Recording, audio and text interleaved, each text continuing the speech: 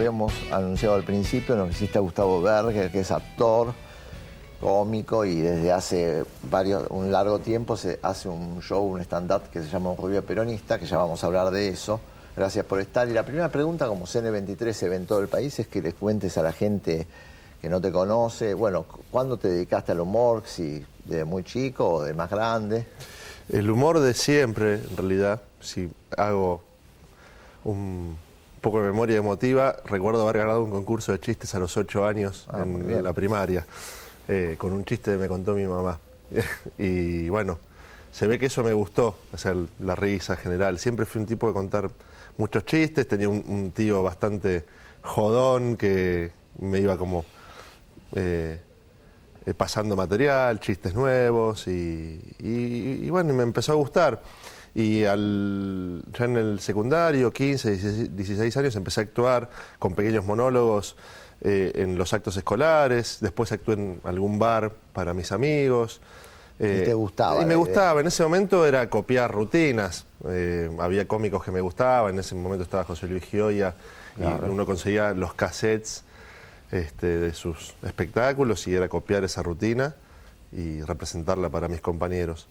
Y me di cuenta que me quería dedicar a esto, a tal punto que mi papá se ofreció a pagar el viaje de egresados y yo cambié la plata de ese viaje de egresados por mi primer equipo de sonido para actuar. Ah, muy bien. ¿Y en qué momento nace Un Rubio Peronista? Le vamos a contar que es un stand-up knack and pop, digamos, pero ¿cuándo se te empieza a ocurrir? Porque siempre hay como prejuicios de hacer humor y política juntos y todo eso. ¿Cuándo se te ocurrió empezar a trabajar en esta idea? Que ha sido un éxito, ¿no? En todo el país desde hace mucho tiempo. Que hay una cosa muy loca. Cuando arranco con esto, muchos me vaticinaban un fracaso o me cuestionaban, hasta casi aconsejándome, no hagas esto porque te perdés una porción de público muy importante. La cantidad de gente te va a dejar de ir a ver si te metes en política. Ahora que va bien, todos me dicen, ¿cómo la viste, guacho? ¿Y eso en qué año comenzó? La idea comienza en 2008, a partir del conflicto de la 125. Yo ya venía trabajando, dedicándome al humor, viví casi desde que tengo uso de razón que vivo de la comedia, animaba eventos familiares, empresariales, ese era como el lugar donde uno obtenía los mangos para vivir. Y empecé a pensar en usar mi herramienta de laburo para contar las cosas que tenía ganas de contar. Digamos, para las vivías también. Sí, bueno, aparte yo vivo en Olivos, en donde se vivió de manera muy cruda, en muchos lugares se vivió de manera muy cruda, pero ser kirchnerista en Olivos tiene como una carga, o sea, los debates en el supermercado o en el almacén o en el kiosco, o en la panadería son terribles. Y era como tratar de empezar a rebatir eso. A la par me sentí muy influenciado por algunos cómicos extranjeros, George Carlin, que es norteamericano, Ricky Gervais, que es inglés. Empecé a ver en el stand-up algo muy diferente a lo que capaz se hacía acá en Argentina, que es el stand-up editorialista, el stand-up para emitir opinión, la visión del cómico sobre el mundo. Y bueno, un poco llevado también por eso, dije, voy a tratar de como probar a hacer empezar a armarlo. Eso. Y bueno, vino primero todo un laburo de investigación, al margen de lo ideológico, donde ahí tiene mucho que ver un libro que escribiste, que fue como lo que me introdujo, digamos, la base fundamental. La patria sublevada. La patria sublevada, exactamente. Cuando me llamaste para invitarme al programa, digo, no puede ser que este sea el mismo tipo que escribió el libro que inspiró, que es la base del espectáculo. Y bueno, empecé a probar en pequeños actos de compañeros, 10 minutos, 15 minutos, 20 minutos. Después me junté con un cómico amigo, Carlos Balmaceda, y armamos un dúo, éramos los muchachos humoristas. Ahí ya hacíamos media hora cada uno de material. Y en 2012 me animé a largar el unipersonal, que es el objetivo. Bueno, ya vamos a hablar de Rubio Peronista, pero una pregunta que pensaba cuando ibas a venir al programa. ¿Uno puede hacer humor con todo, por ejemplo? ¿Se puede hacer humor con el tema de los desaparecidos? Dar un ejemplo, con el holocausto, en esos temas, ¿o hay un límite para el humor? ¿Cuál es tu idea? Para mí no hay límites en el humor. Se puede ir hasta donde el humorista decida. Después hay un límite que te lo pone el público, por un lado, y después hay un límite que se lo impone uno, pero que tiene que ver con la propia barrera de a lo que cada uno está dispuesto a llegar, pero no es que haya a priori un límite. Lo que sí hay que hacer es ir a la profundidad de los temas. Si hacemos humor con respecto al tema de desaparecidos, digamos, y no es que nos estamos riendo de los desaparecidos, pero sí abarcar con humor toda una problemática, porque en realidad, en definitiva, el humor es una manera de hacer catarsis y que a veces es una manera de llegar o de entrarle por otro costado al espectador. Digamos, el objetivo no deja de ser reflexivo. Bueno, hay que ir a fondo, hay que ir con argumentos, con sustento, no el chiste por el chiste en sí mismo, sino ver qué tiene de argumento lo que estás planteando en tono de humor o en todo lo que sea. Sí, es un tema conflictivo. A mí me pasó que hace un par de semanas fui a ver jazz a la ex ESMA, ¿no? Y puse, porque a mí me gusta el jazz, y puse en Facebook, bueno, estuve ahí, había miles de pibes viendo jazz, cosa que me gustaba, pibes muy jóvenes, y se armó toda una polémica en Facebook. Muchos decían, no, la ESMA no se puede hacer nada más, es un lugar para la memoria. Entonces yo recordaba que en lugares en Polonia y todo eso, donde hay museos del Holocausto, también se hace música, o se hace, hay que ver con el lugar que uno lo tome y con la seriedad que lo toma, ¿no? Pero también es un lugar para disfrutar de la vida y recordar que ahí estuvo el terror, sí, ¿no? Exactamente. Pero siempre, como decís, con la seriedad. Pero bueno, hablemos un poco, tiene que ver con tu show, de algunos personajes. Vamos a empezar por la oposición. Si yo te digo Macri, ¿qué es lo primero que te reflexionas sobre Macri? Voy a tomar unas palabras de un cómico colega que es Manuel Rodríguez, que es un comediante cordobés que también hace humor político, que para mí tiene la mejor definición. Macri, para el humorista político, es como si hubiera un supermercado chino abierto las 24 horas, ¿no? O sea, siempre te da material, siempre te ofrece, y lo estoy viendo ahí en pantalla, es como, no sé, todo el tiempo, desde afeitarse el bigote para parecer más creíble, que es lo que hizo en su momento, como... O sea, Macri se afeita el bigote para que la gente le crea. O sea, yo no le creo ni que se haga tira de cola, pero bueno. Bueno, hasta adherir a la marcha del Ni Una Menos, pero haber hecho declaraciones con respecto a los piropos, cuando Macri dijo que a las chicas les gusta que le griten qué lindo culo tenés. Bueno, espero que siga estando en la escena política mucho tiempo, porque nos nutrimos bastante de ese personaje, los cómicos. Y vos en tu espectáculo hay una parte como de humor negro donde hablas de Gabriela Michetti. Sí. ¿Qué te recuerda Gabriela Michetti? No, en realidad el humor negro, y ahí voy un poco a lo que me dijiste recién de los límites, ¿no? O sea, Gabriela Michetti, yo siento que su gran virtud en la política es haber tenido una discapacidad, digamos, como ha hecho una su herramienta política, es eso. Entonces, bueno, uno ataca desde a su argumento político, que en este caso es tener la discapacidad. Pero bueno, se habla de Michetti, también hablamos de Larreta. Bueno, bueno, hablemos de Larreta. No sé. ¿Y de Massa qué decimos de Massa? Y Massa, que también adhirió a la marcha del Ni Una Menos, pero con el eslogan cambiado, que decía Ni Uno Menos, por favor, ¿no? Que también es muy loco. En el espectáculo, hace un tiempo, cargaba mucho contra Massa y era como una parte muy potente del espectáculo, y el propio público dejó de darle peso y entidad. Y un día descubrí que esos chistes contra Massa ya dejaban de funcionar, como que ya, bueno, todo eso había pasado. O sea que vos te vas dando cuenta y vas cambiando, o sea, el espectáculo que comenzó en el 2012, hoy en el 2015 es otro, que van cambiando. Es otro, tiene una misma base, sí. Pero imagínate, yo estrené el espectáculo, como decimos, 2012, en abril de 2012. Chávez estaba vivo, Lugo era presidente de Paraguay y Moyano era kirchnerista. Así que imagínate cómo ha cambiado la escena política de aquel momento a esta parte. Cuando empecé a hacer humor político, Cobos era aliado. O sea, uno todo el tiempo en el humor político tiene como que ir acomodándose a lo que va pasando. Hay una cosa de coyuntura que va marcando el tiempo del espectáculo. Y a vos, por ejemplo, te das cuenta de que, por ejemplo, hay chistes que funcionan y otros no funcionan y los vas cambiando, y eso vos decís, este está muy bueno contra tal político, y después te das cuenta de que por ahí la gente no se engancha tanto. ¿Te ha pasado eso? Sí, después hay chistes que tienen que ver, hay chistes que son del momento, que por ahí te duran un mes, y hay chistes que perduran, y eso siempre uno lo tiene que ir acomodando. Recuerdo el año pasado haber hecho durante muy pocas funciones, de hecho está en el DVD que grabamos, porque había pasado hace unos pocos días cuando lo grabamos, cuando pasó lo del gendarme Carancho, que el gendarme que se tira arriba de un auto en una manifestación de la izquierda, haciéndolo bien atropellado. Y había hecho todo un chiste con eso, que era como que ahora, aparte de la cobertura contra granizo, estaba la cobertura contra gendarmes. Y durante 3 semanas ese chiste funcionó muy bien. Y ahora esa noticia quedó en el olvido, quedó muy lejana. Y bueno, ya el público no responde de la misma manera. Yo cuando fui a ver tu espectáculo me acuerdo que le habías dado una parte como importante también a lo de Nisman, porque había sucedido hace poco y hoy capaz que hablar de Nisman ya no produce mucho humor. Sí, igual todavía estamos dentro del año y aparte fue la noticia con la que se disparó el año, digamos, valga la redundancia, ¿no? Que se disparó. Pero yo cuento en el espectáculo, y siempre le cuento a los más jóvenes sobre todo, que había una época que en enero en política no pasaba nada. Entonces todos los periodistas, los humoristas políticos, nos tomábamos como un enero, hasta era el momento para irse de vacaciones, porque uno volvía en febrero y arrancábamos como habíamos dejado en diciembre. Y este enero no, fue con todo lo del caso Nisman, que, qué sé yo, para mí no es tan raro lo que pasó, ¿no? O sea, yo tengo la teoría, a ver, si yo hablo 4 veces en un día con Patricia Bullrich, también me pego un tiro, ¿no? Pero bueno, sí, se arrancó con eso, es año de elecciones, las elecciones hacen que todo el tiempo cambie el panorama.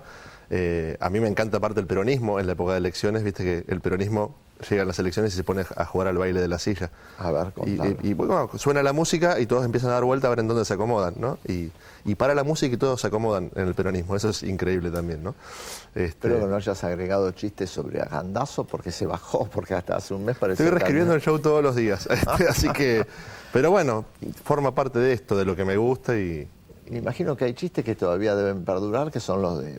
Cuando hablas por ahí de Menem, ¿no? Que todavía han pasado los años, pero la gente tiene la imagen clara de Menem, sus patillas y sus aparte creo que ha hecho tanto daño que hay gente que todavía no lo ha superado ese daño y sigue siendo catártico hablar de este personaje. Igual, nada, son 2 menciones, no tiene como gran protagonismo, pero esas 2 menciones entran como con mucha fuerza. Contarle un poco a la gente que le guste, y porque seguramente los más jóvenes, muchos no lo conocen y eso, si no has buceado un poco la historia. Hay una parte de tu espectáculo que habla de Discépolo y de lo que fue Mordisquito, que aunque duró pocos días, fueron unos textos claves en la historia y que muchos dicen que tiene que ver hasta con la depresión que tuvo cuando él hizo esos 30 y pico de días, creo que fue en la radio, donde le hablaba al opositor y de alguna manera poco tiempo después falleció, pero fue un ataque feroz. Cuando se habla de la grieta, capaz que habría que pensar en esos años. Pero contar a la gente qué es Mordisquito, si podés recordar un pequeño pedazo del texto. Discépolo le habla durante 38 noches, a través de Radio Nacional, al opositor. En realidad, Mordisquito era el opositor de aquella época. Discépolo le hablaba a Mordisquito. Lo de Mordisquito tiene que ver porque cuando Discépolo arranca a hacer estos relatos, al 3.º o 4.º relato le preguntan: ¿y vos cuánto mordés para hablar bien del gobierno? Entonces se le ocurrió bautizar al opositor como Mordisquito. Y durante esos 38 relatos, él va enumerando las conquistas del gobierno de Perón y como marcando y poniendo muy en evidencia los lugares comunes en los que caía esa clase media que de hecho se había visto beneficiada por las políticas del gobierno. Esos textos, que son del 47, 48, 49, sí, por eso. Los traspolás al 2015 y parece que estuvieran hablando de esta época. Lo cual me lleva a hacer 2 reflexiones. O Discépolo era Nostradamus o el opositor de hoy atrasa 60 años, ¿no? Porque son los mismos argumentos. Discépolo le plantea, ¿no? Que pasaste de náufrago a financista sin bajarte del bote, ¿no? Y en vez de agradecer el sobre todo Vicuña, ¿no? te quejas porque tenía una pelusa en la manga o porque te lo dieron con el saco era cruzado y no te lo dieron derecho, ¿no? ¿Y de qué te quejas? No hay té de Ceilán. Y entonces le empieza a enumerar, ¿no? Tenés miles de escuelas nuevas, pero no tenés té de Ceilán. Tenés hogares de tránsito, no hay té de Ceilán. Risas para todos los pobres, no hay té de Ceilán. Vos que toda la vida tomaste mate cocido, te quejás de que no hay té de Ceilán. Es como de ahora, ¿no? Porque ahora también, si hay cepo, esto que si te falta el iPhone o no te falla el iPhone, con todo lo que se ha hecho en el país, por dar un ejemplo. Claro, ¿no? sí, como si el iPhone fuera lo fundamental, habiendo tantos otros teléfonos buenos, ¿no? Que se fabrican acá. Pero bueno, me sirvió en su momento en el espectáculo, lo descubrí, antes había, cuando estrené, más textos de Discépolo de los... Ahora hago uno solo, en su momento en el estreno hacía 3. Hermoso, sí. También porque, bueno... el monólogo fue creciendo. Cuando estrené el show duraba 55 minutos con 3 textos de Discépolo. Hoy dura 1 hora 40 con un texto de Discépolo en el medio. Te tengo que pedir una parte que la verdad que todo el espectáculo es muy risueño y es muy divertido y la gente se engancha y todo eso, pero hay una parte que creo que la gente se cae de las sillas, que es cuando hablas del opositor, porque a todos el opositor fanático que uno quiere tratar de explicar algunas cosas que no te deja o argumentar. Claro, algo de eso porque es muy divertido. Y que aparte te interpela todo el tiempo. Lo que pasa es muy difícil discutir con un opositor gorila porque viste que el gorila no te habla de un solo tema a la vez. Te habla de muchos temas al mismo tiempo, porque típico de gorila se va por las ramas, ¿no?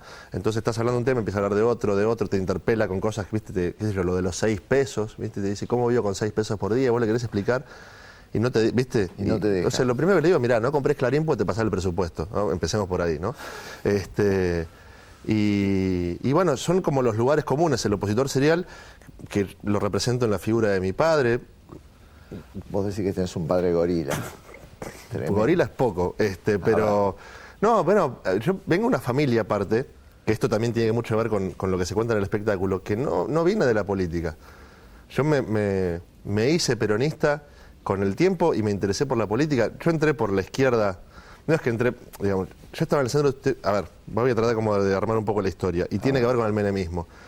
Y voy a decir, soy peronista gracias a Menem y déjame de desarrollar porque si no se arma un bardo terrible acá. Mi viejo y mi vieja, como muchas familias de clase media en los 90, se vio afectada con la pérdida del trabajo.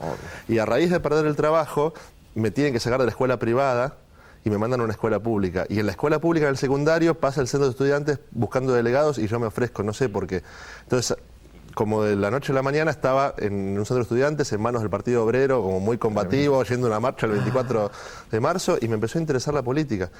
Y no venía una familia que me alentara a eso. Y bueno, con el tiempo me fui como formando, interesando, y terminé abrazando el peronismo con esta teoría que tengo, que el Partido Obrero son las divisiones inferiores del peronismo, ¿no? O sea, y seguramente ahora que tenemos fórmula Scioli y Zanini, o sea, es como volver a tu pasado, porque ya todos los medios opositores salieron a decir, Zanini, que es alguien que viene de vanguardia comunista, de Mao Zedong, vamos a tener a Mao gobernando este partido. Sí, igual, ¿no? hay algo que yo le reconozco mucho, digamos, que me parece que hay que reconocerle al kirchnerismo, y es que gracias al kirchnerismo mucha gente de la izquierda abraza el peronismo, ¿no?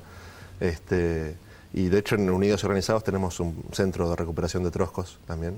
Muy bien. Es una granja donde nos rehabilitamos, que claramente es Nuevo Encuentro, ¿no? Donde yo digo siempre que el trosco que no se anima el PJ. Sí, pero si no se le anima el PJ, va a Nuevo Encuentro y ahí lo desintoxicamos, ¿no? Y le cuesta mucho, esto es lo que, viste, el trosco no te cambia, pero con el tiempo le hablábamos de conurbano y choripán y hace y sale festejando. Así es.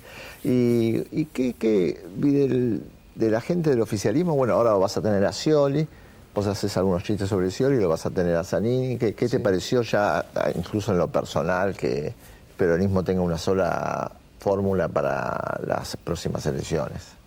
Me parece que está bien, digamos, yo en ese sentido, y con esto de hacerme peronista y de abrazar el movimiento peronista, aprendí también el tema de la organicidad, digamos, capaz a priori no era el candidato que más me entusiasmaba, pero también uno entiende y tiene sentido común, digamos, uno a veces, entendiendo la política, ve cuáles son las necesidades, y me parece que siempre el kirchnerismo en este último tiempo ha estado un paso adelante de todos los demás, de todas las demás propuestas políticas, ¿no? Y me parece que está bien, me entusiasma, veo que la militancia sigue estando fervorosa y bueno, acompañaremos. Bueno, Gustavo... No, vamos a seguir haciendo los chistes. Porque, obvio, y además el mismo Scioli, que no le molesta que le hagan chistes sobre si le falta un brazo. Sí, pero no, aparte, eso. Bueno, vos has visto el espectáculo, hay muchos chistes para adentro también, porque es lo que hace que el espectáculo no se convierta en un panfleto. Obviamente. Digamos, hay críticas hacia los compañeros, digamos, en tono jocoso, y bueno, y va a seguir estando. ¿Cuándo vas a estar? Creo que la semana que viene estás en Capital. El próximo domingo 28 de junio, en el Teatro Caras y Caretas, que queda en Sarmiento 2037, hacemos las 400 funciones del espectáculo, así que bueno, con algunas sorpresas, con artistas invitados, va a ser un lindo festejo a las 20 horas, así que los invito a todos. El show es a la gorra, así que nada les impida venir. No hay una entrada que sirva de barrera para que vengan o no vengan. Así que ahí los espero, el 28 de junio. Bueno, Gustavo, ha sido un gusto que estés en el programa. Vamos a una pequeña pausa y ya me despido.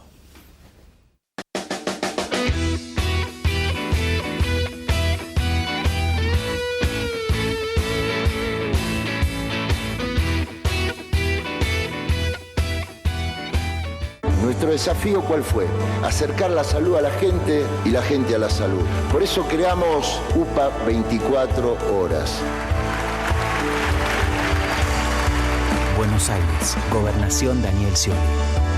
ANSES informa, los jubilados y pensionados con haberes desde 4.341 pesos podrán cobrar a partir del lunes 12 documentos terminados en 0 y 1, en 2 y 3 el martes 23, en 4 y 5 el miércoles 24, en 6 y 7 el jueves 25 y en 8 y 9 el viernes 26. ANSES, con cada argentino, siempre.